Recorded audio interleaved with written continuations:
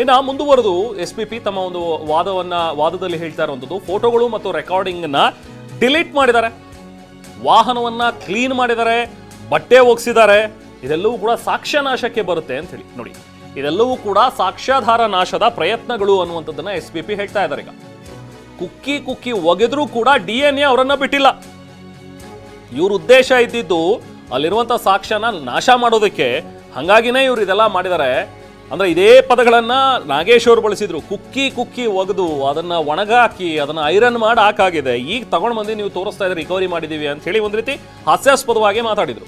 ಅದನ್ನ ನೋಡಿ, ಗೂಗಲ್ ನಲ್ಲಿ ಸರ್ಚ್ ಮಾಡಿ ಸಾಕ್ಷ್ಯ ಡಿಲೀಟ್ ಮಾಡಿದ್ದಾರೆ. ಇದನ್ನ ಮೊನ್ನೆ ಕೂಡ ಎಸ್ಪಿಪಿ ಅವರು ತಮ್ಮ ವಾದ ಮಂಡನೆಯ ಸಂದರ್ಭದಲ್ಲಿ ಹೇಳಿದ್ರು. ಪವನ್ ಗೂಗಲ್ ಸರ್ಚ್ ಮಾಡಿರುವಂತಹ ಒಂದು ವಿಚಾರ, ಸೊ ಜೊತೆಗೆ ವಿನಯ್ ತನ್ನ ಒಂದು ಮೊಬೈಲ್ನಲ್ಲಿ ಸರ್ಚ್ ಮಾಡಿದಂತಹ ಒಂದು ವಿಚಾರ, ಇದೆಲ್ಲವನ್ನೂ ಕೂಡ ಕೋರ್ಟ್ನ ಗಮನಕ್ಕೆ ತಂದಿದ್ರು.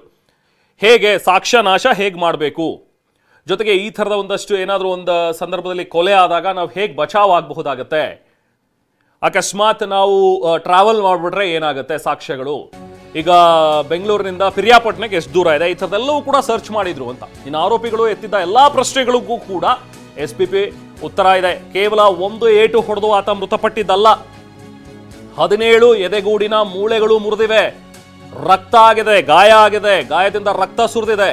ಹೀಗಾಗಿ ಇದು ಕೊಲೆ ಅನ್ನೋದಕ್ಕೆ ಸಾಕಷ್ಟು ಸಾಕ್ಷ್ಯಗಳಿವೆ. ಬರೀ ಏನೋ ಒಂದು ಹೀಟ್ ಆಫ್ ದ ಮೊಮೆಂಟ್ 2 ಒದೆ ಹೊಡೆದ್ರು ಆತ ಬಿದ್ದೋದ ಸತ್ತೋದ ಅನ್ನುವಂಥದ್ದಲ್ಲ ಇದು. ಇದರಲ್ಲಿ ಕೊಲೆಯ ಉದ್ದೇಶ ಇಟ್ಕೊಂಡೇನೆ ಅವನಿಗೆ ಅಷ್ಟೊಂದು ಹೊಡೆದಿದ್ದಾರೆ ಅನ್ನುವಂಥ ಒಂದು ಮಾತುಗಳನ್ನ ಇವತ್ತು ಎಸ್ಪಿಪಿ ಪ್ರಸನ್ನಕುಮಾರ್ ಅವರು ಇವತ್ತು ತಮ್ಮ ವಾದದಲ್ಲಿ ಹೇಳ್ತಾ ಇದ್ದಾರೆ. ಜೊತೆಗೆ ಕೆಲವೊಂದಷ್ಟು ಸಾಕ್ಷ್ಯಗಳ ನಾಶ ಈ ಹಿಂದಿನಲ್ಲಿ ಕೂಡ ಎಸ್ಪಿಪಿ ಹೇಳ್ತಾ ಬರ್ತಾ ಇರುವಂಥದ್ದು. ಇದಕ್ಕೆ ಮುಂಚೆ ನಾಗೇಶ್ ಅವರು ಕೂಡ ಒಂದು ವಾದವನ್ನ ಮಂಡಿಸಿದ್ರು. ಒಂದು ಮೃತದೇಹವನ್ನ ನಾವು ಒಂದು ಕಡೆಯಿಂದ ಇನ್ನೊಂದು ಕಡೆಗೆ ಸಾಗಿಸಿದ್ದಾರೆ ಹೊರತು ಅದನ್ನ ಸಾಕ್ಷ್ಯನಾಶ ಅಂತ ಹೇಳೋದಕ್ಕೆ ಬರೋದಿಲ್ಲ ಅಂತ ಹೇಳಿ.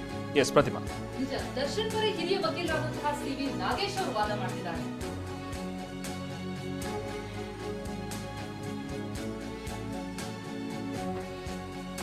ಎಸ್, ದರ್ಶನ್ ಪರ ಹಿರಿಯ ವಕೀಲರಾದಂತಹ ಸಿವಿ ನಾಗೇಶ್ ಅವರು ವಾದ ಮಾಡ್ತಿದ್ದಾರೆ.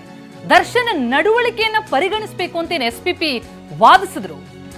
ಈಗ ಸಿವಿ ನಾಗೇಶ್ ಅವರ ವಾದ ಮುಂದುವರಿತಾ ಇದೆ. ಸಿವಿ ನಾಗೇಶ್ ಅವರು ದರ್ಶನ್ ಅವರಿಗೆ ಯಾವುದೇ ತಪ್ಪು ಮಾಡಿಲ್ಲ ಅನ್ನುವಂತ ವಾದವನ್ನೇ ಮುಂದುವರಿಸ್ತಾ ಇರುವಂತದ್ದು. ಒಂದು ಕಡೆ ಎಸ್ಪಿಪಿ ಆದಂತಹ ಬೆಳವಣಿಗೆಗಳ ಬಗ್ಗೆ ವಾದವನ್ನ ಮಾಡ್ತಾ ಇದ್ದಾರೆ. ಜೊತೆಗೆ ಎಲ್ಲೆಲ್ಲಿ ಸಮಸ್ಯೆ ಆಗಿದೆ, ಯಾಕಂದ್ರೆ ಕೆಲವೊಂದು ಸಾಕ್ಷಿಗಳ ಬಗ್ಗೆನೇ ಇಲ್ಲಿ ಆಕ್ಷೇಪವನ್ನ ವ್ಯಕ್ತಪಡಿಸಿದ್ರು ದರ್ಶನ್ ಪರ ವಕೀಲರು. ಆದ್ರೆ ಎಸ್ಪಿಪಿ ಅದೆಲ್ಲದಕ್ಕೂ ಕೂಡ ಸಾಕ್ಷ್ಯವನ್ನ ಇರಿಸಿ ಯಾಕೆ ಹೀಗಾಯ್ತು ಅನ್ನೋದ್ರ ಬಗ್ಗೆ ತಮ್ಮ ವಾದವನ್ನ ಮಾಡಿದ್ದಾರೆ. ಎಸ್ಪಿಪಿ ಪ್ರಸನ್ನಕುಮಾರ್ ವಾದ ಮಂಡನೆ ಅಂತ್ಯ ಆಗಿದೆ ಪೊಲೀಸರ ಪರವಾಗಿ. ಈಗ ದರ್ಶನ್ ಪರ ಹಿರಿಯ ವಕೀಲರಾದಂತಹ ಸಿವಿ ನಾಗೇಶ್ ಅವರ ವಾದ ಮುಂದುವರ್ತಾ ಇದೆ. ದರ್ಶನ್ ನಡವಳಿಕೆ ಪರಿಗಣಿಸಬೇಕು ಅನ್ನೋದು ಎಸ್ಪಿಪಿ ವಾದವಾಗಿತ್ತು. ಆದರೆ ಅದಕ್ಕೆ ಸಿವಿ ನಾಗೇಶ್ ಅವರ ವಾದ ಈಗ ಮುಂದುವರಿತಾ ಇದೆ. ಎಸ್, ಸೊ ಸರ್ಜರಿಗಾಗಿ ಮಧ್ಯಂತರ ಜಾಮೀನು ಪಡೆದು ಮಾಡಿಸಿಲ್ಲ ಅಂತ ಹೇಳಿ ಎಸ್ಪಿಪಿ ಅವರು ವಾದ ಮಂಡಿಸ್ತಾ ಇದ್ದಾರೆ. ಸೊ ಅದಕ್ಕೆ ಈಗ ಉತ್ತರವಾಗಿ ಸಿವಿ ನಾಗೇಶ್ ಅವರು ಮಾತನ್ನ ಈಗ ಮುಂದುವರಿಸ್ತಾ ಇದ್ದಾರೆ, ತಮ್ಮ ವಾದವನ್ನ ಮುಂದೆ ಇಡ್ತಾ ಇದ್ದಾರೆ. ಯಾಕಂದ್ರೆ ಈಗಷ್ಟೇ ಬೆಳಿಗ್ಗೆ ಈಗ ಮಧ್ಯಾಹ್ನ 2:15 ಆರಂಭವಾದಂತಹ ವಾದ ಎಸ್ಪಿಪಿ ಪ್ರಸನ್ನಕುಮಾರ್ ಅವರು ಏನು ವಾದವನ್ನ ಮಂಡಿಸಿದ್ರು ಅದರಲ್ಲಿ ಸಾಕಷ್ಟು ವಿಚಾರಗಳನ್ನ ಹೇಳ್ತಾ ಬಂದ್ರು. ಅದಕ್ಕೆ ಈಗ ಕೌಂಟರ್ ಕೊಡ್ತಾ ಇದ್ದಾರೆ ದರ್ಶನ್ ಪರ ಹಿರಿಯ ವಕೀಲ ಸಿವಿ ನಾಗೇಶ್ ಅವರು. ಸೊ ಸಿವಿ ನಾಗೇಶ್ ಅವರ ವಾದ ಹೇಗಿದೆ? ಸರ್ಜರಿಗಾಗಿ ಮಧ್ಯಂತರ ಜಾಮೀನು ಪಡೆದು ಮಾಡಿಸಿಲ್ಲ ಅಂತ ಹೇಳಿ ಎಸ್ಪಿಪಿ ಅವರು ಹೇಳಿದ್ದಾರೆ. ಆದ್ರೆ ನೋಡಿ, ವೈದ್ಯರು 5 ಸರ್ಟಿಫಿಕೇಟ್ಗಳನ್ನ ಕೊಟ್ಟಿದ್ದಾರೆ. ಮೆಡಿಕಲ್ ಸರ್ಟಿಫಿಕೇಟ್ಗಳು ಇವು. ವೈದ್ಯರು ಕೊಟ್ಟಿರುವಂತಹ ಸರ್ಟಿಫಿಕೇಟ್ ಅಕ್ಟೋಬರ್ 24ನೇ ತಾರೀಕು ಸರ್ಟಿಫಿಕೇಟ್ ಸರ್ಜರಿ ಅಗತ್ಯ ಇದೆ ಅನ್ನುವಂಥದ್ದನ್ನ ಹೇಳುತ್ತೆ. ಅಕಸ್ಮಾತ್ ಮಾಡಿಸ್ಲಿಲ್ಲ ಅಂತ ಹೇಳಿದ್ರೆ ಕಾಲು ಮರಗಟ್ಟುತ್ತೆ ಅನ್ನುವಂಥದ್ದನ್ನ ವೈದ್ಯರು ಹೇಳಿದ್ದಾರೆ. ಸೊ ಇದು ದರ್ಶನ್ ಪರ ಹಿರಿಯ ವಕೀಲ ಸಿವಿ ನಾಗೇಶ್ ಅವರು ಈಗ ಕೋರ್ಟ್ನ ಗಮನಕ್ಕೆ ತರ್ತಾ ಇರುವಂತಹ ವಿಚಾರ. ಜೊತೆಗೆ ನವೆಂಬರ್ 6ನೇ ತಾರೀಕು BGS ವೈದ್ಯರ ಸರ್ಟಿಫಿಕೇಟ್ ನಲ್ಲೂ ಕೂಡ ಹಾಗೆ ಬಳ್ಳಾರಿ ವೈದ್ಯರ ಸರ್ಟಿಫಿಕೇಟ್ ಅನ್ನ ಅವರು ಖಚಿತಪಡಿಸಿದ್ದಾರೆ. ಇದೆಲ್ಲವನ್ನೂ ನೋಡ್ತಾ ಇದ್ರೆ ಅವರಿಗೆ ಸರ್ಜರಿ ಅಗತ್ಯತೆ ಇದೆ ಅನ್ನುವಂಥದ್ದಂತೂ ಸ್ಪಷ್ಟ. ಇದೆಲ್ಲವನ್ನೂ ಕೂಡ ವೈದ್ಯರೇ ಹೇಳ್ತಾ ಇರೋದು. ಅವ್ರ ರಿಪೋರ್ಟ್ ನಲ್ಲೇ ಇದೆ ದರ್ಶನ್ಗೆ ಸರ್ಜರಿ ಮಾಡಿಸ್ಬೇಕು ಅಂತ ಹೇಳಿ. ಆದ್ರೆ ಯಾವಾಗ ಮಾಡಬೇಕು ಅನ್ನುವಂಥದ್ದನ್ನ ದರ್ಶನ್ ಅಲ್ಲ ಅದನ್ನ ನಿರ್ಧರಿಸಬೇಕಾಗಿರೋದು, ಆದ್ರೆ ಅದನ್ನ ವೈದ್ಯರು ನಿರ್ಧರಿಸಬೇಕಾಗಿರುವಂಥದ್ದು ಅನ್ನುವಂಥದ್ದು ಈಗ ಸಿವಿ ನಾಗೇಶ್ ಅವರ ವಾದ.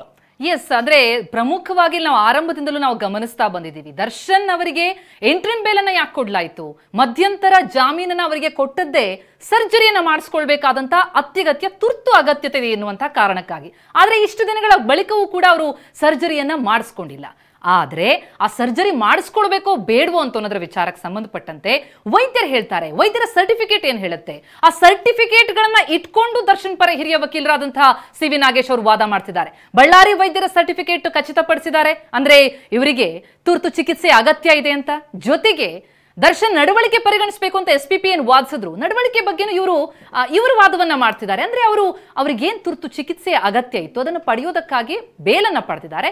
ಈಗಾಗಲೇ ಫಿಸಿಯೋಥೆರಪಿಯನ್ನ ಪಡ್ಕೊಳ್ತಾ ಇದ್ದಾರೆ. ಮಧ್ಯಂತರ ಜಾಮೀನು ಪಡೆದು ಸರ್ಜರಿ ಮಾಡಿಸಿಲ್ಲ ಅಂತ ಏನು SPP ವಾದ ಮಾಡಿದ್ರು. ಅದಕ್ಕೆ ಈಗ ದರ್ಶನ್ ಪರ ವಕೀಲರಾದಂತಹ ಸಿ ವಿ ನಾಗೇಶ್ ಸ್ಪಷ್ಟನೆಯನ್ನ ಕೊಡ್ತಾ ಇದ್ದಾರೆ. ಏನ್ ಸರ್ಜರಿ ಆಗ್ಬೇಕು, ಯಾವಾಗ ಆಗ್ಬೇಕು ಅಂತ ಅನ್ನೋದನ್ನ ವೈದ್ಯರು ಹೇಳ್ತಾರೆ. ದರ್ಶನ್ ಅದನ್ನ ಡಿಸೈಡ್ ಮಾಡೋದಕ್ಕೆ ಆಗಲ್ಲ. ಇದು ದರ್ಶನ್ ಪರ ವಕೀಲರ ವಾದ. ನೋಡಿ, BGS ವೈದ್ಯರ ಸರ್ಟಿಫಿಕೇಟ್ ನಲ್ಲಿ ಅದನ್ನ ಸ್ಪಷ್ಟವಾಗಿ ಹೇಳಿದರೆ, ಬಳ್ಳಾರಿ ವೈದ್ಯರ ಸರ್ಟಿಫಿಕೇಟ್ ಏನಿತ್ತಲ್ಲ 6ನೇ ತಾರೀಕು ಕೊಟ್ಟಂತದ್ದು, ನವೆಂಬರ್ 6ನೇ ತಾರೀಕು, ಅದನ್ನ ಖಚಿತಪಡಿಸಿದ್ದಾರೆ. ಹೌದು, ಬಳ್ಳಾರಿ ವೈದ್ಯರು ಏನ್ ಹೇಳಿದ್ರು, ಸರ್ಟಿಫಿಕೇಟ್ ಅನ್ನ ಕೊಟ್ಟಿದ್ರು, ಅದು ಸರಿಯಾಗಿದೆ ಅನ್ನುವಂಥದ್ದನ್ನ BGS ವೈದ್ಯರ ಸರ್ಟಿಫಿಕೇಟ್ ನಲ್ಲೂ ಕೂಡ ಹೇಳ್ತಾರೆ. ಅಂದ್ರೆ ಸರ್ಜರಿಯ ಅವಶ್ಯಕತೆ ಇದೆ ಅನ್ನುವಂಥದ್ದು ಇಲ್ಲಿ ಸ್ಪಷ್ಟ. ಆದ್ರೆ ಅದನ್ನ ಯಾವಾಗ ಮಾಡಿಸ್ಬೇಕು ಅದನ್ನ ಡಿಸೈಡ್ ಮಾಡೋರು ಯಾರು?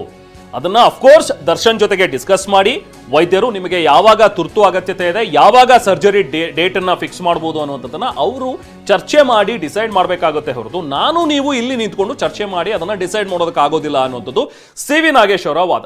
ಸೊ ಅಫ್ಕೋರ್ಸ್ ಇದನ್ನ ಎಕ್ಸ್ಪೆಕ್ಟ್ ಮಾಡಿದ್ವಿ ಸಿ ವಿ ನಾಗೇಶ್ ಅವರಿಂದ. ಈ ಪಾಯಿಂಟ್ಸ್ ಅನ್ನ ನೆನ್ನೆ ಮೊನ್ನೆಯಿಂದಲೂ ಕೂಡ ನಾವು ರಮೇಶ್ ಅವ್ರ ಜೊತೆಗೆ ಡಿಸ್ಕಸ್ ಮಾಡುವಾಗ ಈ ವಿಚಾರಗಳು ಬಂದಿದ್ವು. ಅಂದ್ರೆ ಈ ಕೇಳ್ತಾ ಇರೋದು SPP ಪ್ರಸನ್ನ ಕುಮಾರ್ ಅವ್ರು ಏನು ಅಂದ್ರೆ, ನೀವು 6 ವಾರಗಳ ಕಾಲ ಗಡುವನ್ನ ತಗೊಂಡ್ರಿ, ಆದ್ರೆ ನೀವು ಮಾಡಿದ್ದೇನು 5 ವಾರ ಆಗಿದೆ. 5 ವಾರ ಆದ್ರೂ ಕೂಡ ನೀವು ಸರ್ಜರಿ ಡೇಟ್ ಅನ್ನ ಹೇಳಿಲ್ಲ. ಇದು ಆಬ್ವಿಯಸ್ ಆಗಿ ಬರುವಂತಹ ಒಂದು ಪ್ರಶ್ನೆ. ಇದು ದರ್ಶನ್ಗೂ ಗೊತ್ತು, ದರ್ಶನ್ ಪರ ವಕೀಲರಿಗೂ ಗೊತ್ತು, ಎಲ್ರಿಗೂ ಗೊತ್ತು. 6 ವಾರಕ್ಕಿಂತ ಮುಂಚೆ ಒಂದು 4ನೇ ವಾರ 5ನೇ ವಾರದಲ್ಲಿ ಈ ಪ್ರಶ್ನೆಗಳು ಹೇಳುತ್ತೆ ಅಂತ. ಸೊ ಅದೇ ರೀತಿ ಕಳೆದ ವಾರದಿಂದಲೂ ಕೂಡ ನಾವು ಗಮನಿಸ್ತಾ ಇದೀವಿ. ಆಲ್ರೆಡಿ ಈ ಪ್ರಶ್ನೆ ಇದ್ದಿದೆ.